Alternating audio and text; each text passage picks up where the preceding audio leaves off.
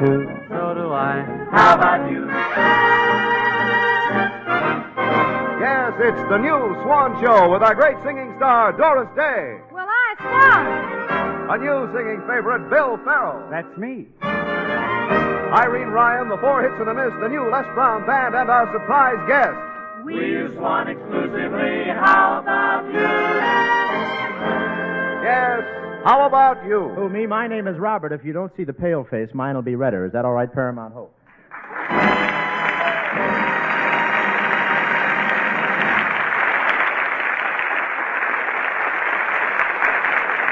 And now, Bob Hope's Swan's Eye View of the News.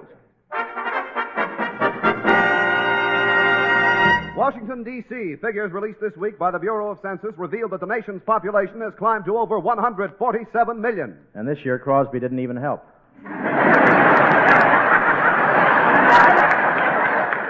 It's so crowded here in Los Angeles now, Mayor Barron has just issued a decree ordering all dogs to walk on their hind legs.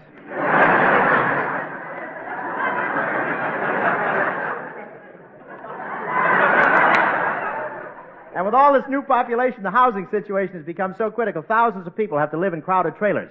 A trailer that you can't use the kitchen yet, Mabel. I'm taking a shower in the oven. And those trailers really are small. One woman woke up in the morning and found her husband missing, but she got a wire that said, "I didn't desert you, honey. I turned over in my sleep last night, and I'm now on a Greyhound bus bound for Pittsburgh." Washington, D.C. Tighter laws for trapping and punishing spies will be a prime project of the new Congress, Attorney General Clark said today. Yes, sir, those spies have caused quite a shake-up in the Capitol. In Washington now, nobody orders pumpkin pie. They just say, "Bring me some microfilm, a la mode." A hen on Whitaker Chambers Farm ate the blueprints for a jet-propelled engine, and it's had quite an effect on her. Now when she's about to lay an egg, she yells, "I'm ready, get the catcher's mitt."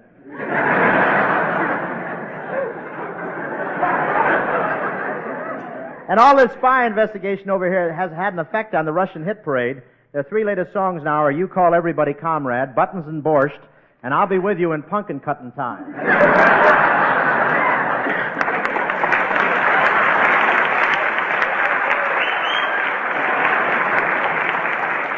New York, New York. Dr. Schuyler Jacobs, consulting psychiatrist of one of the nation's leading universities, said in a statement here today that it has been proven that women select their mates by such characteristics as the shape or size of their noses. No comment. No, but noses do really have significance according to the psychiatrist. A straight nose means intelligence, a wide nose a nice disposition, and a flat nose turned to the side means in those slacks, how did I know it was Gorgeous George? You know, a lot of girls want to get acquainted with a fellow so much they advertise in the paper. I answered one girl's ad and even sent her a picture of myself and signed it, "I'm ready." She sent it back and said, "You sure are. Have you tried the snake pit?" Sun Valley, Idaho. Celebrities flock to this winter playground as the skiing, bobsledding, and ice skating season officially open. I went up for the opening myself, all dressed up in my winter sport clothes. I came running out into the snow wearing 2 pairs of sunglasses, knee pants, open-toed snowshoes, and a purple beret. A penguin took a look at me and said, "I'd better lay off those Mexican cigarettes and go back to Cool's." John L. Lewis is taking up ice skating this year, too, but even though he's a beginner, he's not wearing a pillow. He's just combing his eyebrows around to the rear.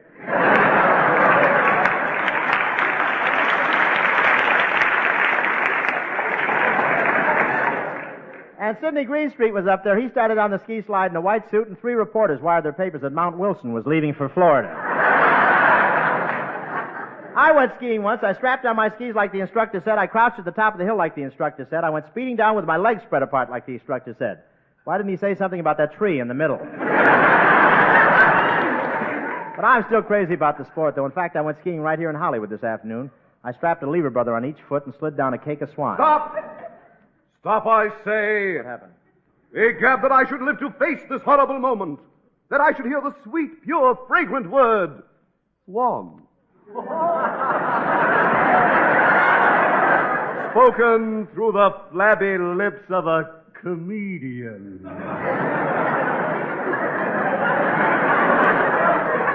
Must be Oscar time, huh? Heavens to Betsy, boy. Bubble Brain, have you been snapping your shower cap again? What's happened to you? Don't try to jest your way out of this. You, sir, have broken a trust. Mm-hmm. You have violated Section 5, Article 7 of the Lever Brothers Code. Tell me more. You said the word swan. And you weren't standing at attention. I was at attention. My pants are at ease. That's all. Wait a minute. Hi, listen. Couldn't resist it. I threw it in. Hi. I want you to know that I've used Swan in the bath so often I can't stand at attention. I have such a soft white spine, I just dangle from the shoulder. Look, you dehydrated Don Wilson. I was just trying to help you sell the stuff. But, Bob, I need no help in selling Swan. It's the newer, better white floating soap made by a modern, patented process no other soap can use. A process that makes Swan as mild as finest Castile. Swan's rich, creamy suds rinse away so completely, it never leaves you with that taut, soapy feeling. Oh, and that taut, soapy feel is awful. I washed with another soap once, and my skin was so stiff they had to give me a rub down with hot blubber before I could tie my shoe. Honor. And that's just another reason to use Swan. And how the housewives go for it, because Swan is the perfect white floating soap. Just right for every soap and water job in the house. Break a cake of Swan in two. Use half in the kitchen, half in the bath. You'll find mild, pure Swan, the best soap afloat. Well, I swan.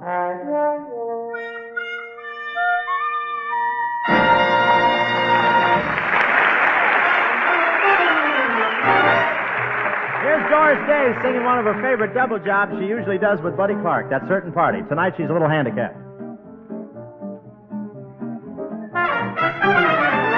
You know that little so-and-so on what you call it street? Right next door to, I forget his name. Well, since we met, I don't know if I'm on my head or feet. But anyway, I love him just the same. Has he got naughty eyes? Yes, I have got naughty eyes. That certain party. You know the one I mean. Sure, I know the one you mean. That certain party of mine. Naughty eyes, turned up nose, rosy cheeks, pretty clothes. But not a smarty. Mm-mm. Has he got everything? Yes, I've got most everything. That certain party of mine. I met her on a Saturday, or was it Friday night? Maybe it was Thursday. Now let me see. I know it was on Sunday, and the sun was shining bright. In fact, since then it always shines for me. Has she got you know what? Yes, I have got you know what. That certain party. Has she got, I forgot? Yes, I have got, you forgot. That certain party of mine. You know what? What? I forgot. What? This and that, quite a lot. Oh, what a smarty. Has he got loving ways? Yes, I have got a loving way. That certain party of mine. Whoa. Let's try it again, and I'll take the boys' part, if you don't mind. That certain party of mine.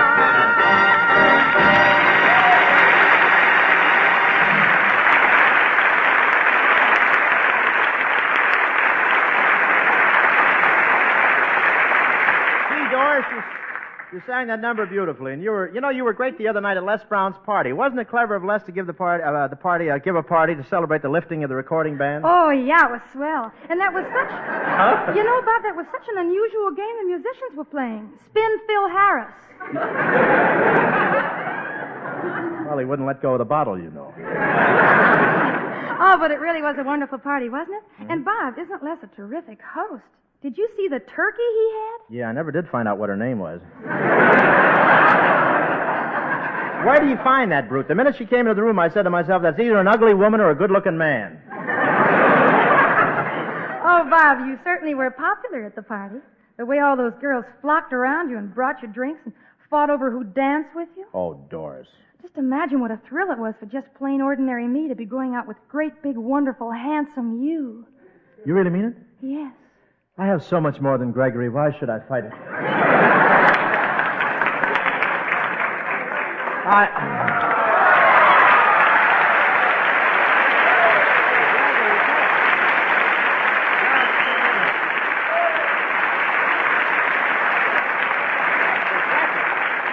Shut that door! I resent that. Huh? What do you resent, Gregory? That's where you're supposed to get the applause there. All right, I finally caught you in the act, Hope. Go ahead. I dare you. Read that line again. Well, Gregory Peck. No, not that one. Oh. Oh, you mean Swan is the best soap afloat? Now, look, Weasel, I'm talking about that line. I have so much more than Gregory. Why should I fight it? Well, you have. I think you're much better looking than he is.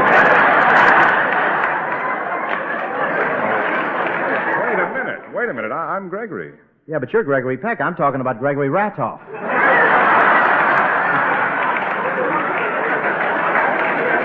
Hope, listen to me. Since you've been kicking my name around on your program, I've been getting smaller and smaller parts in pictures. And the part the studio gave me today was the last straw. Well, what part did they give you? Well, let me put it this way. I'm liable to get a nasty wound if Roy Rogers is wearing spurs.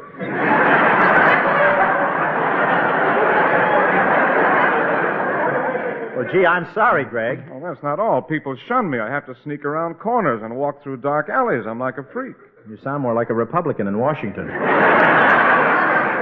But, Greg, let bygones be bygones. After all, this is quite an occasion having you on our show. Yeah, I've been waiting for months to see this guy who claims to have so much more than me. Well, what do you think?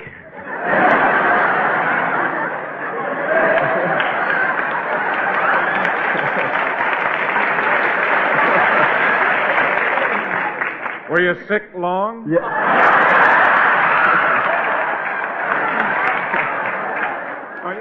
You've got a lot of nerve saying you've got so much more than I have. Name one thing. Besides your stomach, that is. My stomach? Last time I saw a stomach like yours, there was a farmer sitting on a stool next to it with a bucket.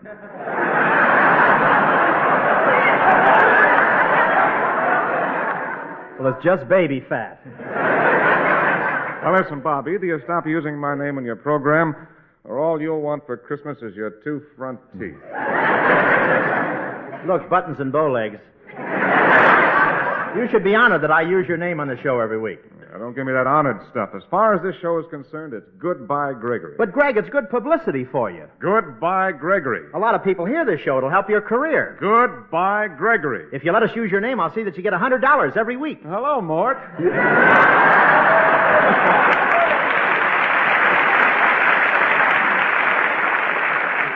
Oh, I knew you'd see it my way.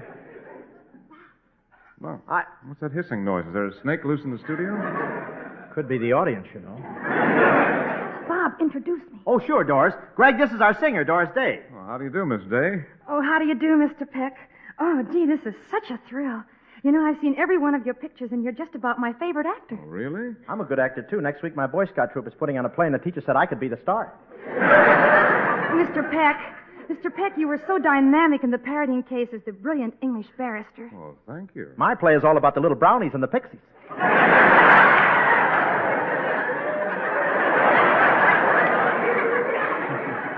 And in Gentleman's Agreement, you were really convincing as the fearless magazine writer. I play the part of a toadstool, and nobody can eat me because I'm poisonous.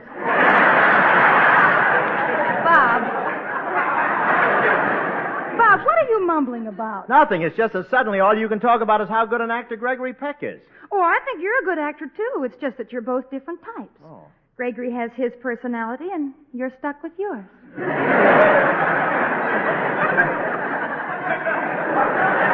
No personality. Listen, kid, all I know is that the last week Arthur Murray promoted me from sitting on the bench to dancing with him. Huh. And, I wasn't prepared for that one. And not only that, but I can tell you... Bob, can I read it now? Oh, hello, Hi. Greg, this is Hi Everbeck, our announcer-type man. Well, how do you do, Mr. Peck? Can I read it now, Bob, my poem to Gregory Peck? Well? Ode to Gregory Peck. I never miss an opportunity to see you on the screen. Your acting is always dynamic, and your hands are always clean. Greg, he saw your last picture through a soap dish. Well, Bob, no matter how you look at it, Swan is the newer, better white floating soap. Better because Swan is made by a modern, patented process that no other soap can use. Its richer, harder-working suds rinse away so completely that dishes never need wiping. And Swan's richer suds keep your hands soft and smooth. That's true, Greg. My hands are so soft, if I want to wear a ring on my finger, I have to put a washer on first.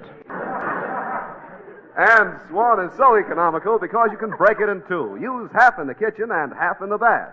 And wherever you use it, you'll find that Swan is the best soap afloat. Oh, thank you, Hi. You did a fine job for Swan. Take 2 Lever Brothers out of petty cash. Gee, Bob, you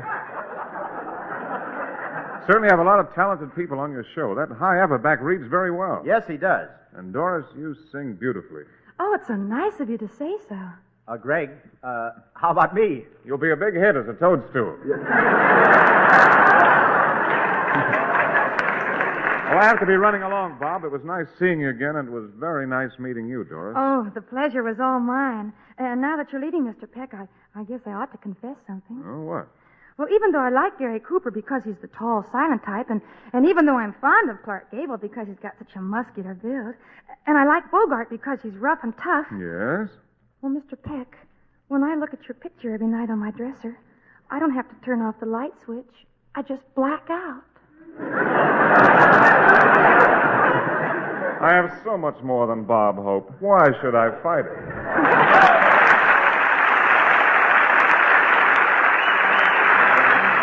Thank you, Linda.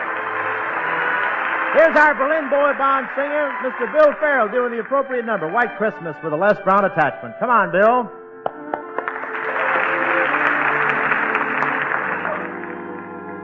I'm dreaming of a white Christmas, just like the ones I used to know, where the treetops glisten and children listen to hear sleigh bells in the snow. Jingle bells, jingle all the way. I'm dreaming of a white Christmas with every Christmas card I write. May your days be merry and bright, and may all your Christmases be white.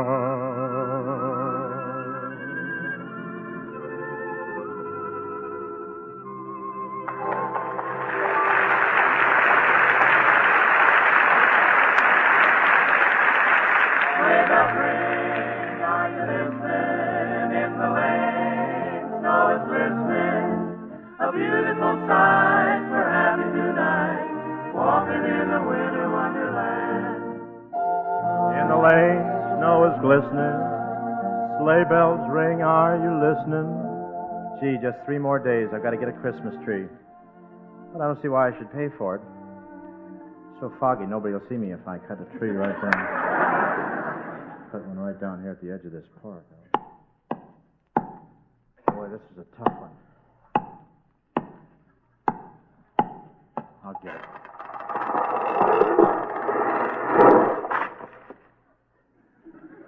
That did it. What's going on here? Oh, hello, officer. Well, I was just helping myself to a Christmas tree. But in all this fog, I guess I picked a pretty big one, didn't I? You sure did. You just chopped down the only telephone pole in Burbank.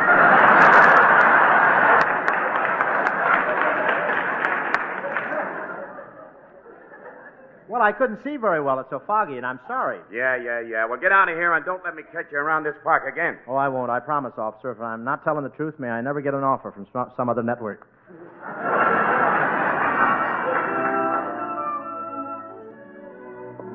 Well, I've looked at Christmas trees in 3 lots already, but the prices were too high. Here's a nice lot right here. Smiling Charlie, the used tree dealer. Pardon me, mister. Are you Smiling Charlie? Yeah, you want to make something out of it? Where'd you come from? The basement? Where were you? No, I was just hunting for a Christmas tree, and I don't want to spend too much. I know, and I remember you from last year. That's right. I bought one of your California Christmas wreaths. 4 cranberries stuck on a ring of cactus. Yeah, and 2 weeks later you brought it back and wanted your money refunded because you said the cactus needles only played 12 records. Well, that's right. One of them broke down and ruined my favorite record, Margaret Truman singing Quanta Lagusta.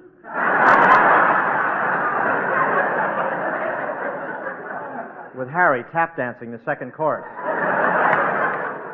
Look, nozzle schnozzle. Now, wait a minute. Why don't you go crazy and spend some money? Why don't you treat yourself to me Christmas Deluxe special for $32? Well, what would I get for that? Oh, it's sensational. I not only deliver the tree, but when I get to your house, I throw a few sprigs of holly around the floor, fill me mouth with popcorn, sing White Christmas, and snow on you for 10 minutes.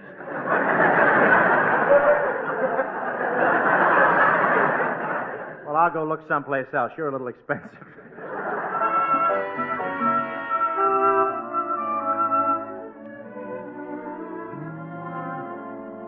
Gee, there's a lot there with just one Christmas tree left on it.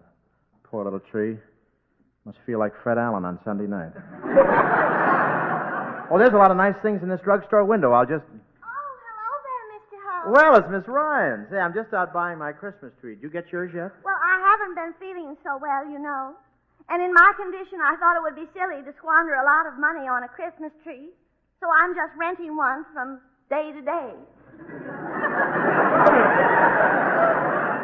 The Santa Claus that comes to her house is on a stretcher pulled by 4 interns. What were you buying in the drugstore, Miss Ryan? Oh, they had quite a bargain on a new kind of nylon stockings. They're wonderful.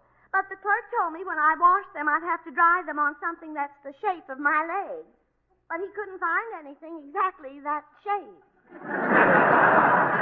Well, what did you do? Well, he finally sent me to the golf department to see if they had a putter. Well, you should have reported that clerk to the manager. I did. I told him that the clerk said my legs looked like a couple of golf clubs. And what did the manager do? He looked at my legs for a minute and sold me a golf bag. Mr. Holt. What? Well, my feelings are kind of hurt, and you're a fair person. You saw me once at the beach in a bathing suit, and I want you to tell me the truth. What do you think of my figure? Hello, Mort. Well, you may not think so now, but there was a time when I was quite attractive, and I had a boyfriend in the Army. Well, what happened to him? Well, they sent him overseas, and while he was over there, he fell in love with one of those foreign women and got married. Oh, one of those French girls? No, Cuban. This was the Spanish-American War.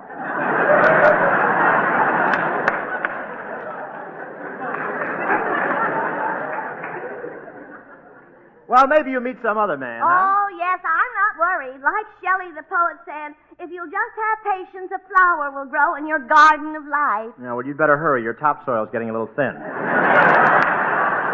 Well, I've got to get along, Miss Ryan, and buy that Christmas tree. Oh, the holiday season does cost a lot of money, but I did save quite a lot on my Christmas card. Well, how's that?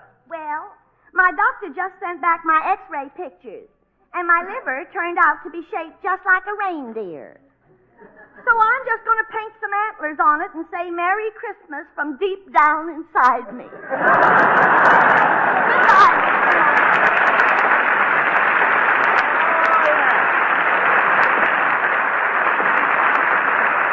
Goodbye, Miss Ryan. Well, maybe I don't have to buy a Christmas tree after all. I'll just glue some spinach on my hat rack. Merry Christmas, everybody. Well, it's my old friend Santa Claus. Happy Yuletide to you. What's happy about it? I got chilblains on my feet. My hands are so cold I've been ringing the bell with my teeth. And this morning they shut off my grandfather's Social Security. Well, why should you worry about your grandfather's Social Security? He's dead. I've been collecting it. Things are horrible. Put some money in the pot, boy.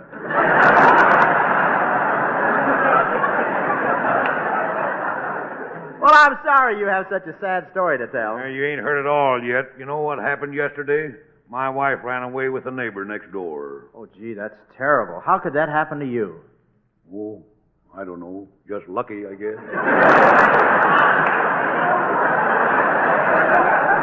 Merry Christmas, everybody. I don't know if I ever told you or not, boy, but I come from awful poor folks. Real poor, huh? Yep. There are 15 of us kids, and we didn't have any clothes at all. No clothes? Well, how could you keep warm? Well, every year come September, my mother would call us all in and simonize us for the winter. Well, that's pretty bad. But my folks had real poverty. We didn't have anything to eat at all. Really, boy?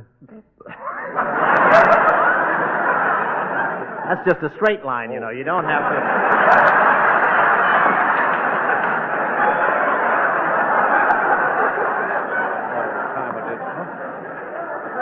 Sneaky fellow actor. Yeah, all right, we'll go. Yeah, we had... Give me that in there. We had real poverty at our house. Our kitchen was so bare, the mice used to come in, take a look around, and leave something for us in the trap.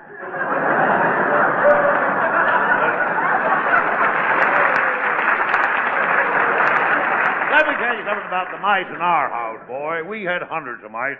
We didn't have any cheese to catch them with. No kidding? The only thing we could catch a mouse with was to bait the trap with an IOU. Put some money in the pot, boy. Just a second, Santa. Who does this money go to? Well, it goes to buy parachutes for baby kangaroos that fall out of their mother's pouches. Look, do you realize that what you're doing is practically larceny? It is?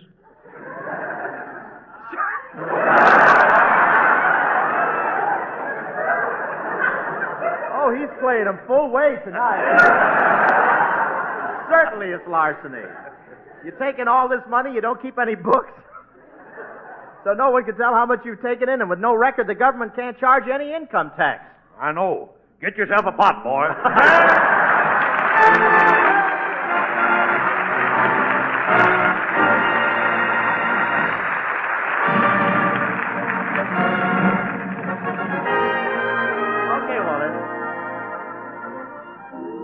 Thanks for the memory of our famous guest tonight, who always does all right.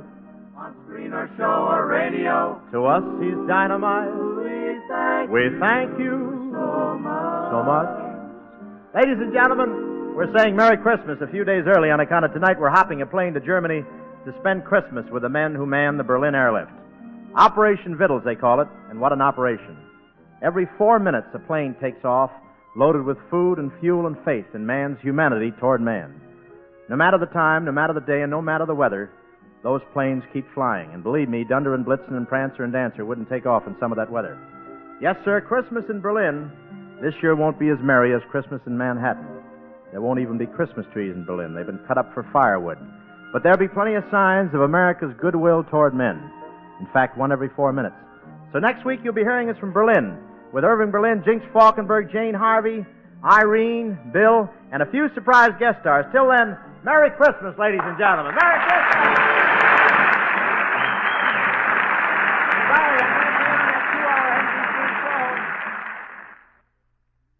Mirror, mirror on the wall, is my hair fairest of them all? It is when you use Rave Cream Shampoo.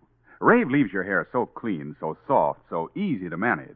Easy to manage because the pure lanolin in Rave is specially blended with other important ingredients to make hair behave, even on shampoo day. Try Rave Cream Shampoo. R-A-Y-V-E. Rave Cream Shampoo. Merry Christmas! Merry Christmas! From Hollywood, California, Swan That's Soap, another boy. fine Get it product in of there. Lever Brothers Company, has presented The Bob Hope Show with Doris Day, Bill Sorry, Farrell, I can't Irene be on Ryan, that Les 2-hour Brown and his NBC orchestra, Elgin show. Gregory Peck, and yours truly, Hi Aberback.